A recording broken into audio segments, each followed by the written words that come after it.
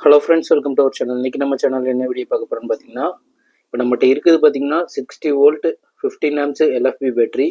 இது வந்து கஸ்டமர் கொடுத்தது. ஆனால் இதோட வோல்டேஜ் நம்ம மல்டிமீட்டரில் செக் பண்ணும்போது பார்த்தீங்கன்னா 0.1 வோல்ட் தான் இருந்துச்சு.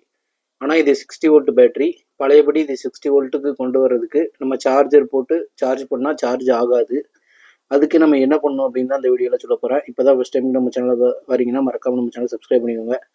என்கிட்ட இதுக்கு என்ன பண்ணுவோம் அப்படின்னா, நம்மகிட்ட 24 வோல்ட் அடாப்டர் இருக்குது. இதோட அவுட்புட் பார்த்தீங்கன்னா 30 வோல்ட் வரும். இதில் வந்து பாசிட்டிவ் ப்ரோப்பை நம்ம டைரெக்டாக பாசிட்டிவில் கொடுத்துடலாம். ஏன்னா பிஎம்எஸ்க்கும் பாசிட்டிவ் வோல்டேஜுக்கும் சம்மந்தமே கிடையாது. நெகட்டிவ் எண்டை வந்து டைரெக்டாக பிஎம்எஸ்க்கு போகிறதுக்கு முன்னாடி இப்போ பார்த்தீங்கன்னா இந்த இடம் இதான் இந்த பிஎம்எஸ்க்கு என்ன ஆகுது, இதோட இந்த எண்டு இது பிஎம்எஸ்லேருந்து வரக்கூடிய அவுட்புட்டு. இதில் பிஎம்எஸோட அவுட்புட்டில் நீங்கள் கொடுத்தீங்கன்னா ஒர்க்காது. இந்த எண்டில் நீங்கள் அந்த அடாப்டரோட நெகட்டிவ் எண்டை கொடுத்தீங்கன்னா நம்மளுக்கு பேட்டரியோட ஈச் செல் எல்லா செல்லுமே ஈவனாக சார்ஜ் ஆக ஆரம்பிச்சிடும்.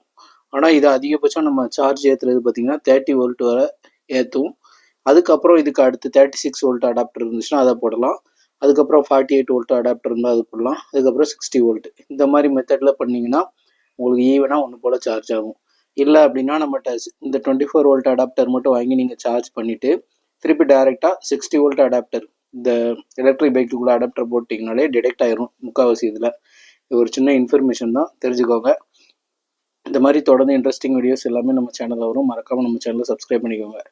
0.1 வோல்ட்டில் இருந்து பார்த்தீங்கன்னா இப்போ ஃபைனலாக 5 வோல்ட் வர ஆரம்பிச்சிட்டு சார்ஜ் ஏறது உங்களுக்கு தெரியும்.